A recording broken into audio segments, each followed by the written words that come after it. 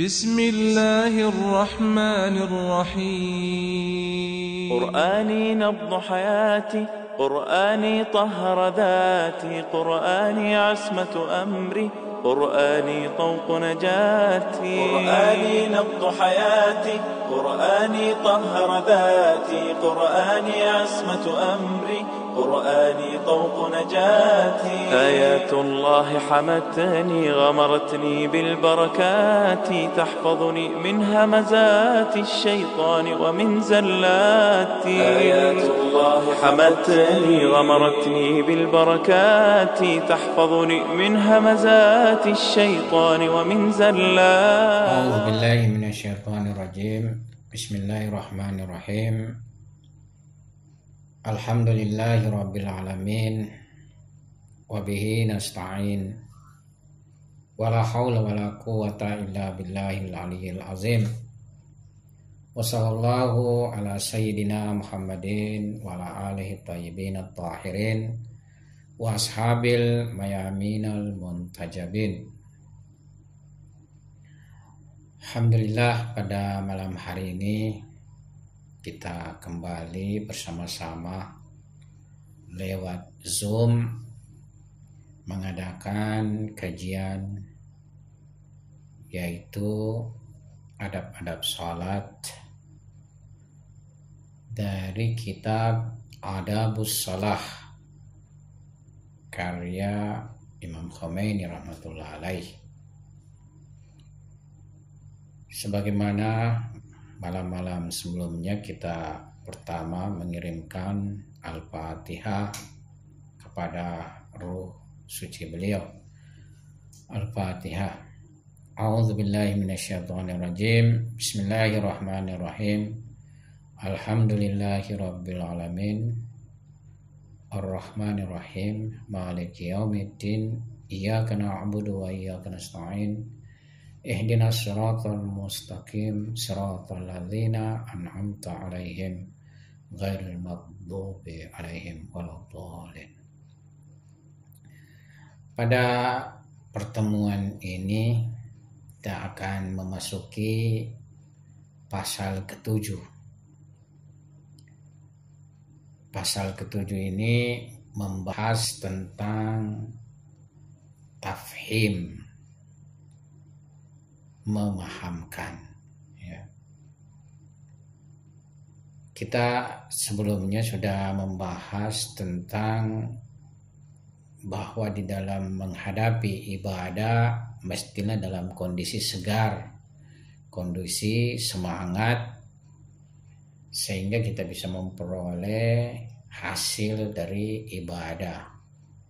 Kita tidak boleh masuk dalam ibadah dalam kondisi jenuh, bosan, letih, malas, dan tidak boleh memaksakan diri pada kondisi-kondisi itu untuk ibadah. Sebab bisa justru memunculkan hal yang negatif pada kalbu. Ya, ini kalbu bisa menjadi, ada istilah mutanafir, ya, yakni justru tidak seka, ya, dalam ibadah.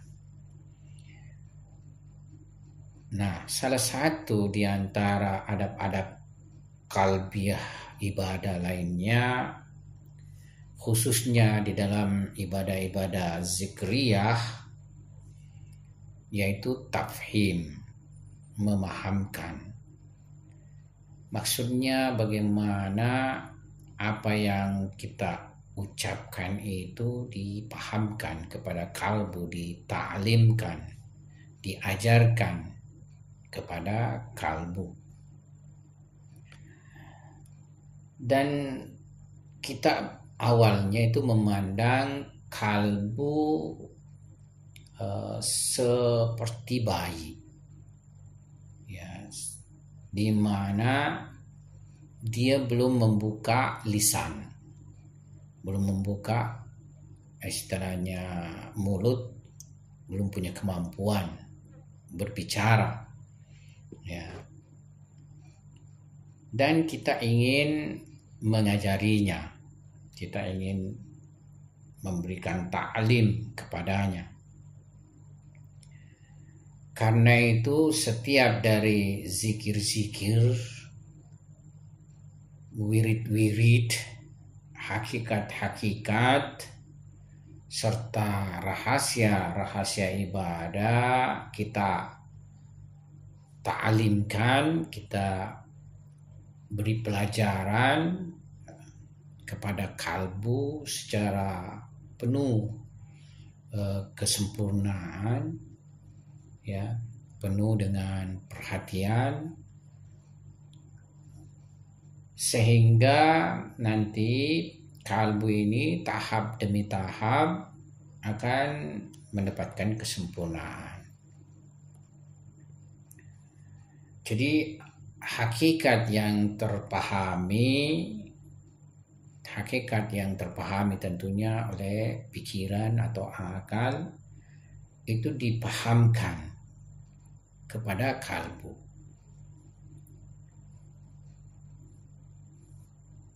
Apabila apabila ia adalah seorang yang mempunyai pemahaman terhadap arti dan makna Al-Quran atau arti dan makna zikir ataukah rahasia-rahasia ibadah, nah maka ia mesti berusaha memahamkan secara global, ya, makna tersebut ke dalam kalbunya.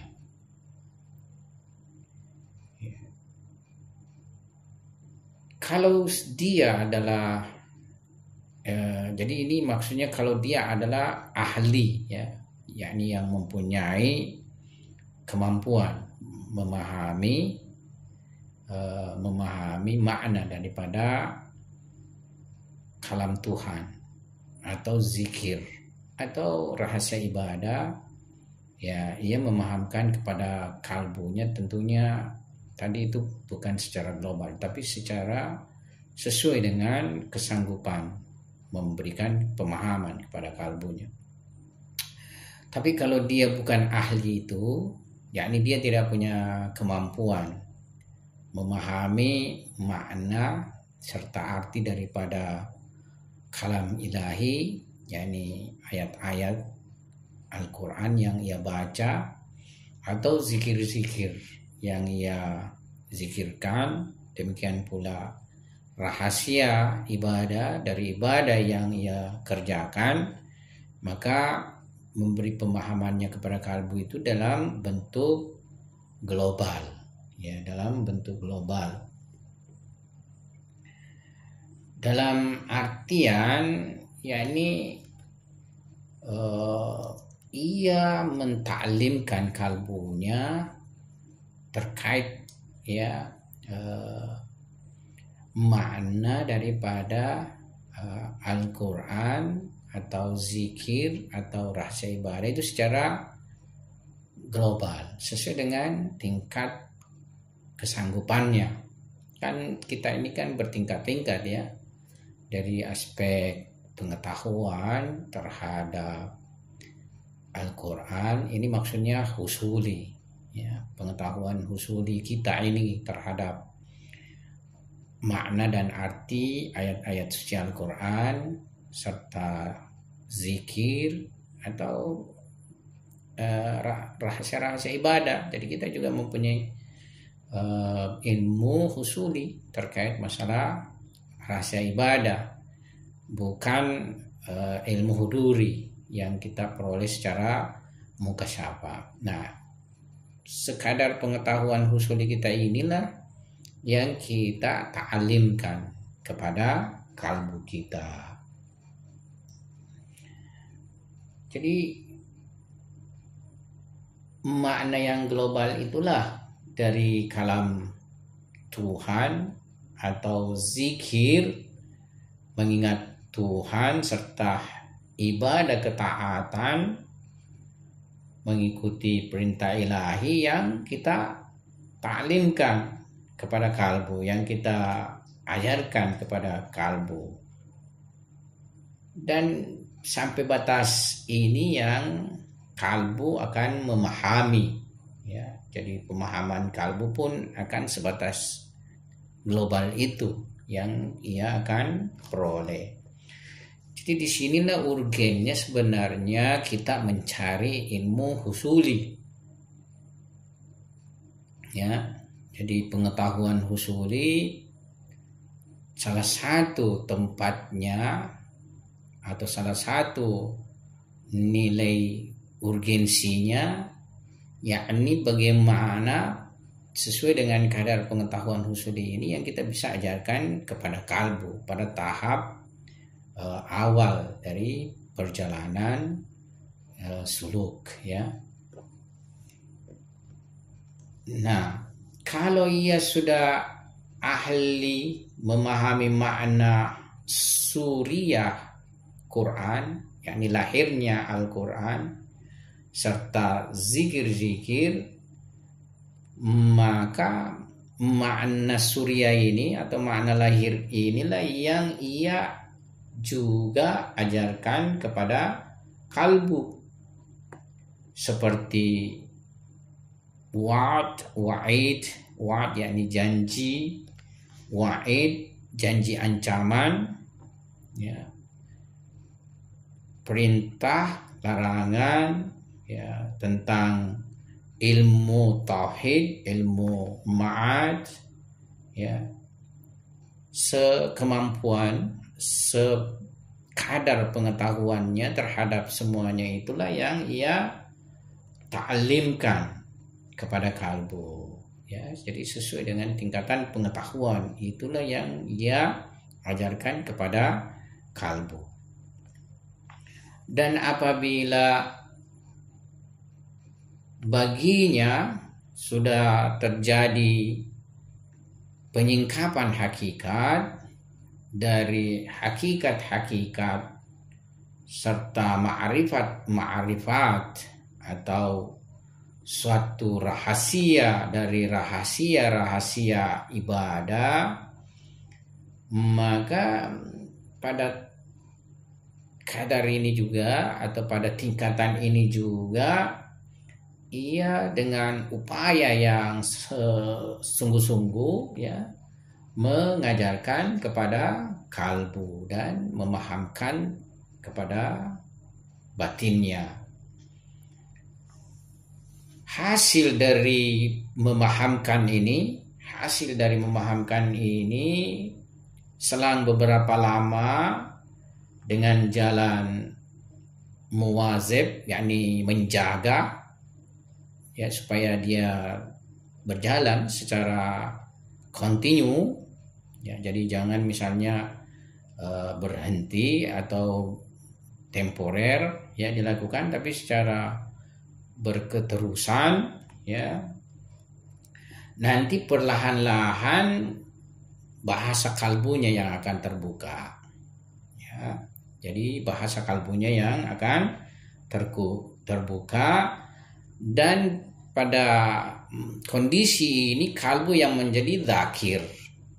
Kalau tadi lisan yang menjadi dzakir, misalnya kan kita mengucapkan subhanallah, alhamdulillah, wala ilaha illallah, Allahu akbar. Lisan kita mengucapkan, tapi kita ta'limkan kepada kalbu sekadar pengetahuan kita terhadap subhanallah, alhamdulillah, wala ilaha illallah, Allahu akbar. Kan secara makna suriahnya atau lahirnya kita semua paham. Subhanallah, maha suci Allah. Alhamdulillah, segala puji bagi Allah. Subhanallah, alhamdulillah, wala ilaha illallah, tiada Tuhan kecuali Allah. Allahu akbar, Allah maha besar. Itu kita ta'limkan kepada kalbu. Nah, nanti, ya, kalbu yang menjadi zakir. Jadi kalbu yang menjadi pengingat, kalbu yang mengucapkan lisan. Jadi lisan kalbu yang berbicara, ya. Dan dia yang mutadzakir, dia yang mengingatkan, Ya. Jadi bukan lagi lisan yang memulai, tapi kalbu yang memulai, lisan bala mengikut. Pada awal perkara, kalbu yang muta'allim, kalbu yang belajar, dan bahasa yang muallim, lisan maksudnya yang pengajar, dan zikirnya adalah dengan bahasa atau dengan lisan, ya. Kalbu mengikut. Jadi kalbu mengikut pada lisan. Dengan zikir lisan, kalbu menyebut zikir. Ya. Jadi kalbu mengikut kepada lisan.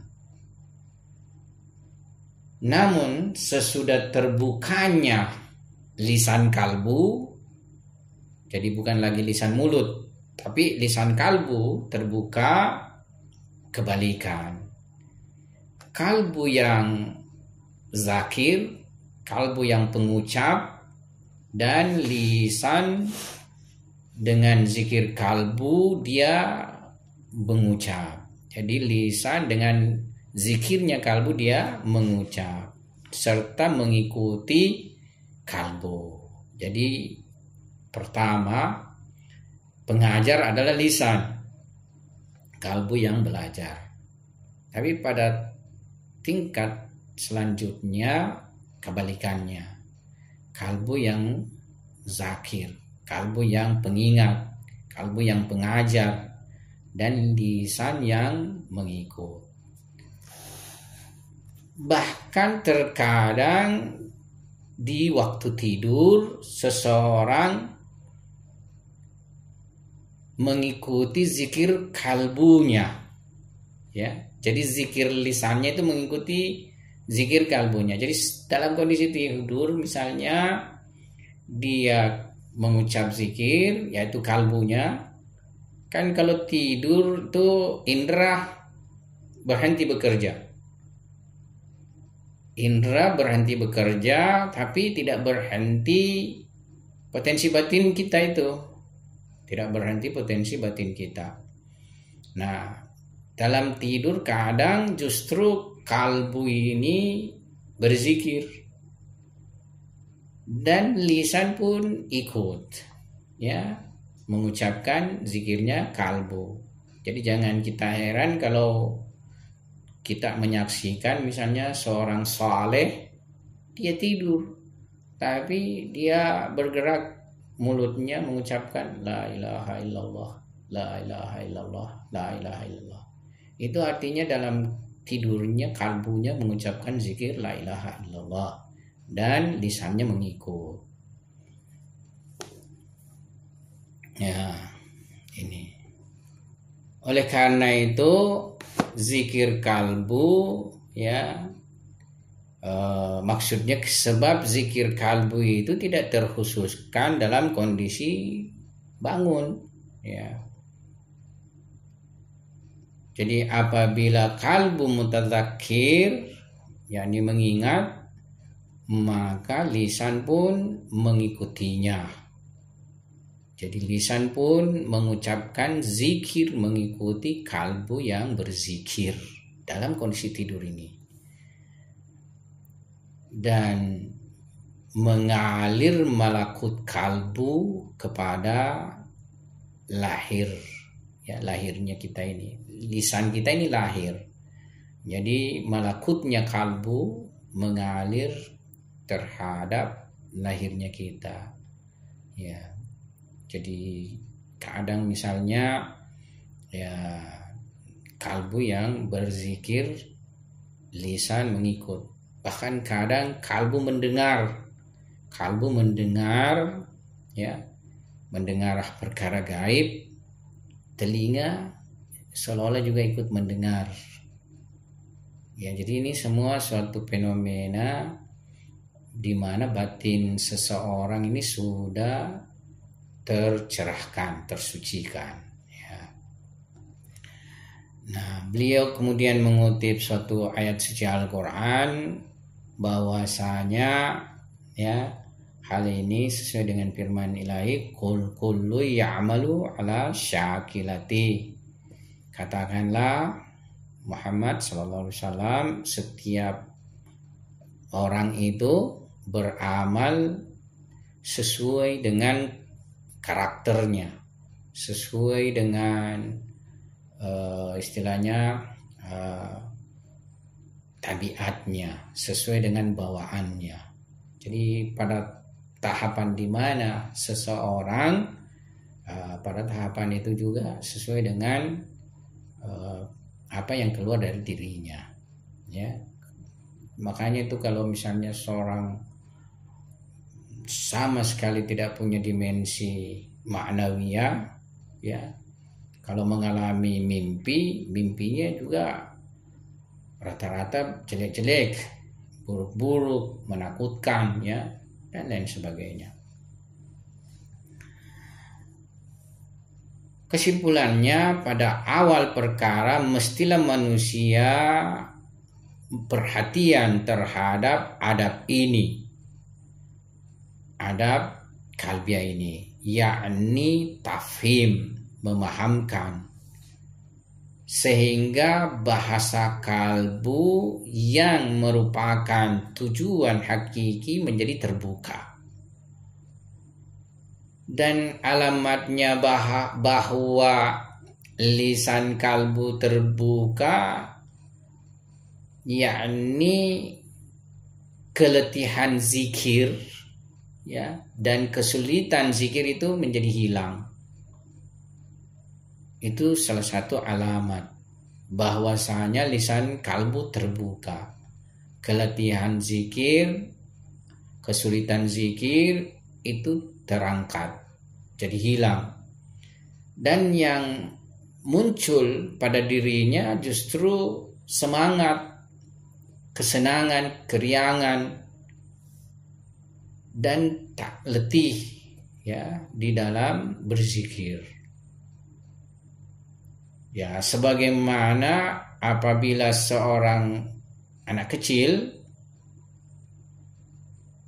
kalau dia punya lisan belum terbuka dan kita ingin mengajarkan padanya supaya anak itu bisa bicara atau terbuka lisannya, maka biasanya pengajar mengalami keletihan, ya. Tapi ketika sang anak ini sudah terbuka lisannya dan ia sudah bisa mengucapkan kata-kata, ya, maka keletihannya itu pengajar menjadi hilang, ya. Dan muallim atau pengajar, ya, merealisasikan kalimat demi kalimat itu, ucapan demi ucapan itu yang akan diikuti oleh si anak kecil, tanpa lagi merasa kesulitan dan keletihan.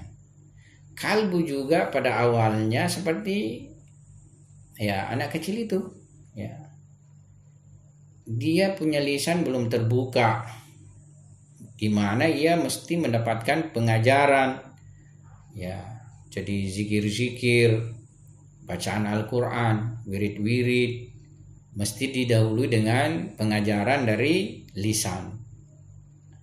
Nah, sesudah terbukanya kalbu, maka lisannya lah kalbu yang mengajar kepada lisan pembicara, istilahnya lisan mulut ini, yakni diawali oleh lisan kalbu, kemudian lisan mulut mengikutinya, ya. Dan di sini sudah tidak ada lagi kesulitan serta keletihan daripada seseorang dalam berzikir.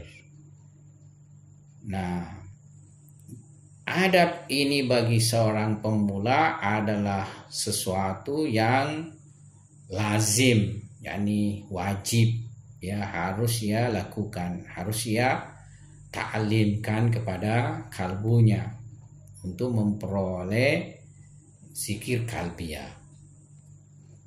Dan mesti diketahui bahwa salah satu daripada poin atau faktor pengulangan ya zikir-zikir, doa-doa dan melanggengkan zikir, demikian pula ibadah adalah ini, yaitu bagaimana lisan kalbu terbuka sehingga kalbulah yang menjadi zakir, kalbulah yang menjadi da'i. Jadi kalbulah yang menjadi zakir, yakni yang mengingat, kalbulah yang menyebut, kalbulah yang da'i, yakni kalbulah yang berdoa, kalbulah yang menjadi abid, ya, kalbulah yang menjadi abid yang beribadah, ya.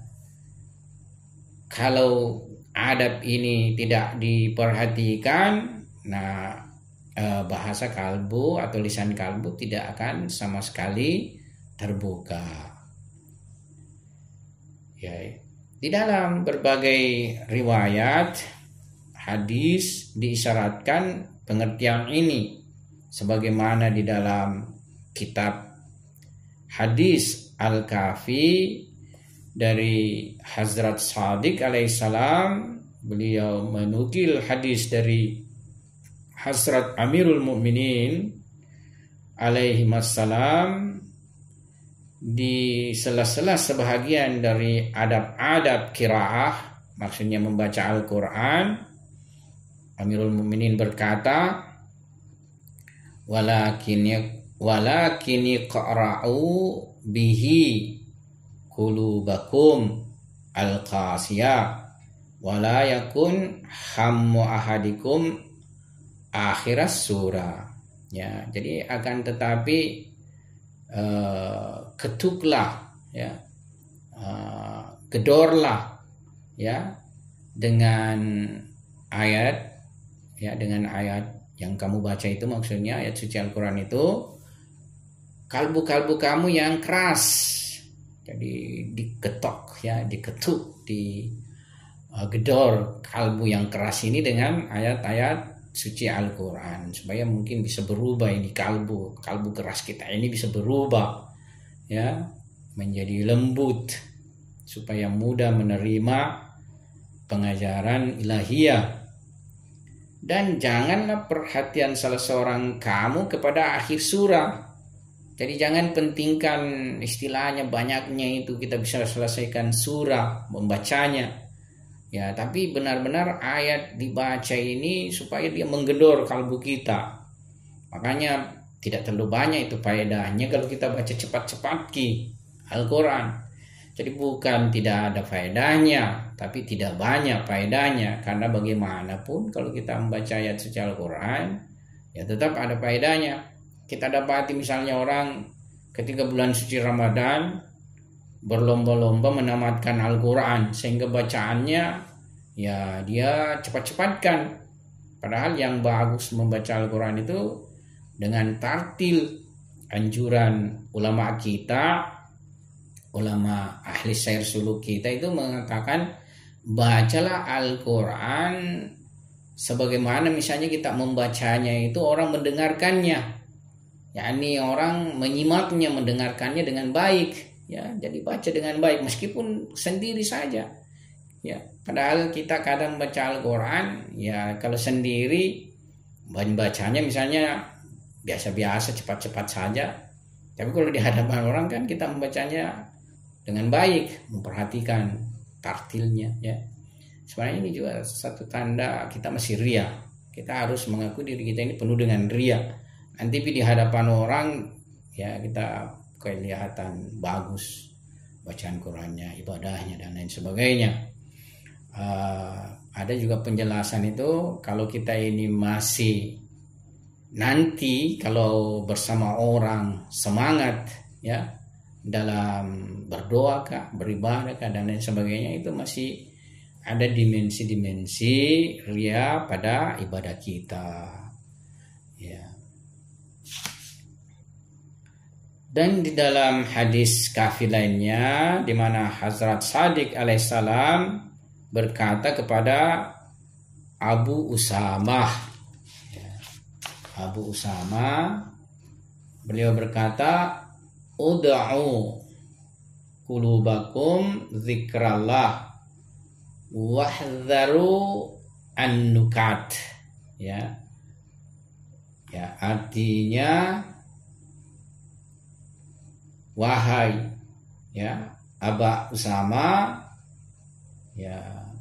bawalah Tuhan, serulah Tuhan, ud'u qulubakum zikrallah, yakni ajaklah kalbumu mengingat Tuhan, wahdharu an-nukat, yakni jauhilah dari pikiran-pikiran yang tidak diridhoi Tuhan. Jadi anukat ini maknanya yaitu pikiran-pikiran tidak diridhoi oleh Tuhan.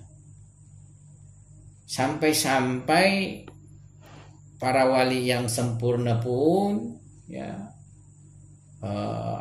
sampai-sampai kumal aulia alaihimussalam, ini maksudnya kumal ini di atasnya kamil, kumal, di atasnya kamil, kumal.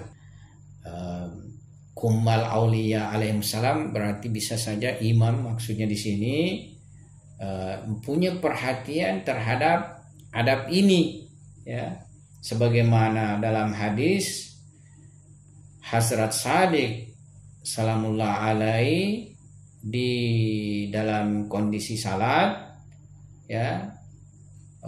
dia tersungkur,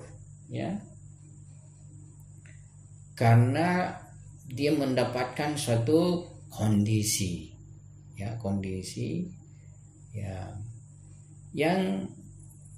kemudian ditanyalah dia sebabnya, ditanyalah beliau sebabnya kenapa terjadi seperti itu pada diri beliau.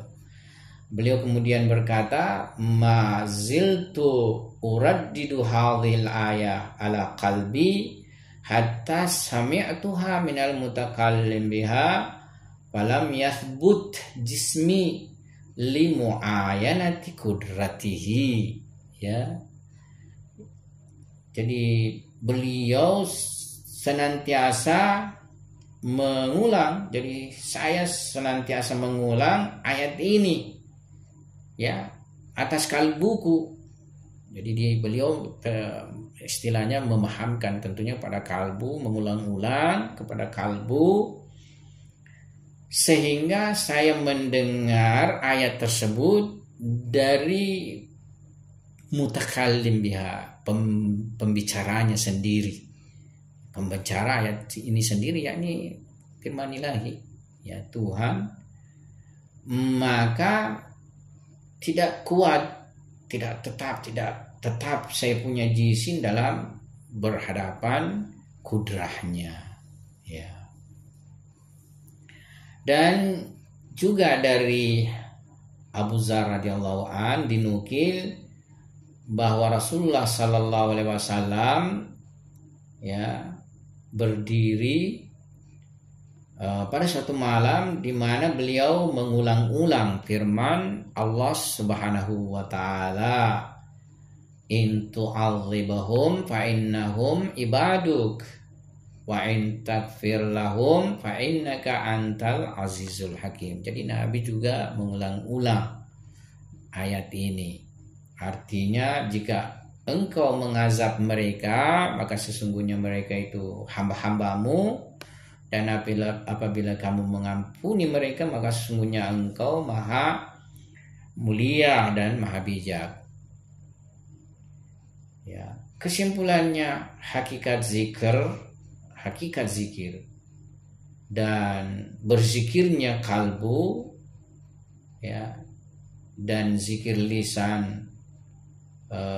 Jadi maksudnya begini, hakikat zikir adalah berzikirnya kalbu, yakni kalbu yang berzikir. Dan zikir lisan tanpa zikir kalbu ibaratnya zikir tanpa inti, dan ia dari iktibar deraja itibar yakni deraja yang deraja yang valid, ya, derajat yang sebagaimana seharusnya, itu adalah secara keseluruhan tidak punya nilai, ya, tidak punya nilai. Jadi kalau cuma lisan saja tidak masuk ke kalbu, tidak mempunyai nilai, ya. Sebagaimana di dalam hadis, ya, diisyaratkan makna ini, ya, maksudnya terdapat penjelasan, yaitu Rasulullah mulia sallallahu alaihi wasallam berkata kepada Abu Dzar, "Ya Abu Dzar, rak'atani muqtasidatani fi tafakkurin khairun min qiyamil lailatin wal qalbu lahin."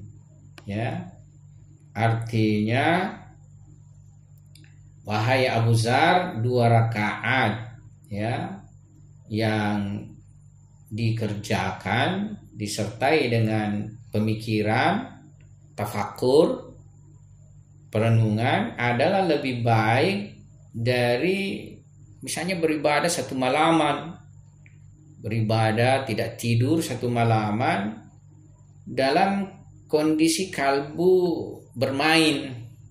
Maksudnya kalbu tidak perhatian, kalbu lalai, ya. Jadi lebih baik 2 rakaat kita lakukan tapi penuh dengan perhatian, perenungan, daripada berdiri salat tapi melakukannya tanpa perenungan kalbu, ya, tanpa perhatian. Dan juga dari Rasulullah Akram sallallahu alaihi wasallam dinukil bahwasanya Tuhan itu tidak melihat kepada bentuk-bentuknya kamu, tapi melihat kepada kalbu-kalbu kalian. Dan di dalam hadis terkait kehadiran kalbu juga kita akan menjumpai, ya, bahwasanya salat dengan kadar kehadiran kalbu sekadar itu diterima. Jadi salat dengan kehadiran kalbu, di mana kalbu hadir sekadar itu diterima. Dan kalau atau apabila kalbu lalai, ya, maka seukuran itu, ya, tidak diterima. Jadi kita boleh jadi misalnya di awal salat Allahu Akbar konsen, ya, tapi kemudian di pertengahan salat atau dalam perjalanan salat ada tempat-tempat di mana lalai kalbu kita, ya, sekadar itu tidak diterima, ya. Tapi kalau kalbu ingat, ya, kalbu perhatian, ya, pada kadar itu juga diterima. Dan apabila adab ini tidak menjadi perhatian, yakni zikir kalbiyah ini, ya, tidak menjadi perhatian, maka kita tidak akan memperoleh zikir kalbu. Dan kalau kita tidak memperoleh zikir kalbu, kita tidak mendapatkan hakikat zikir. Ya, jadi kalau tidak zikir kalbu, tidak mendapatkan hakikat zikir, artinya kita tetap orang yang tidak mengingat, tetap orang yang lalai. Dan dalam hadis di mana Hazrat Shadiq alaihissalam berkata, faj'al kalbaka kiblah li lisanika, ya, la tuharrikhu illa bi isyaratil kalbu, ya. Dalam sebuah riwayat Imam Shadiq alaihissalam berkata, jadikanlah kalbumu kiblat bagi lisanmu, yakni sumber fokus, ya, bagi lisanmu, kiblat bagi lisanmu. Jangan gerakan lisan kecuali dengan isyarat kalbu, ya. Nah, orang yang senantiasa berzikir, misalnya mungkin sering mengucapkan, melafazkan zikir, kadang dia itu dalam kondisi kalbunya yang memulai zikir, ya, yang kemudian ya lisannya mengikuti, atau misalnya berketerusan kalbunya berzikir meskipun dia tidak membuka lisannya. Jadi memang untuk mendapatkan sesuatu yang bersifat melekat adalah pengulangan. Jalannya adalah pengulangan. Riada latihan itu sendiri sebenarnya tiada lain bagaimana melatih dengan lewat latihan itu, ya tentunya dengan berbagai pengulangan, melakukannya secara berulang-ulang sehingga diperoleh malakah, ya. Sebagaimana juga olahragawan untuk mencapai kesanggupan tertentu dia mengulang-ulang, ya dengan mengulang-ulangnya maka fisiknya mendapatkan ya istilahnya kemampuan dan kesanggupan melakukan sedemikian berat misalnya yang harus ia lakukan. Demikian pula kita punya kalbu, jadi tidak ada jalan lain, haruslah dilatih dengan awal lisan kita banyak kali, ya. Makanya Tuhan kan juga masalah zikir itu, ya Tuhan mengatakan fadzkurullaha katsiran, ada juga fadzkurullaha dzikran katsiran. Jadi ingatlah Allah banyak, ya, atau ingatlah Allah dengan ingatan yang banyak, menyebut Tuhan, ya. Dengan zikir kalbu itu akan menghindari kelalaian. Kalau kita mengikutinya dengan lisan, maka lisan kita ini akan terjaga dengan pembicaraan yang tidak bermanfaat. Jadi itulah kenapa ulama kita juga mengatakan, ya di samping zikir kalbu ada faedahnya juga zikir lisan, karena ketika kita juga selalu berzikir lisan, maka lisan kita akan terarahkan kepada sesuatu yang mempunyai nilai dan faedah, ya, dan terhindar dari tentunya pembicaraan yang tidak memiliki faedah dan manfaat. Saya pikir ini yang kita punya pembahasan malam ini, bagaimana Imam Khomeini rahmatullah alaih menuntun kita di dalam suatu kitab supaya kita bisa perlahan-lahan memperbaiki zikir, ibadah, salat, bacaan Quran, doa dan lainnya pada diri kita. Sekian, assalamualaikum warahmatullahi وبركاته. نبض حياتي قرآني طهر ذاتي قرآني عصمة أمري قرآني طوق نجاتي.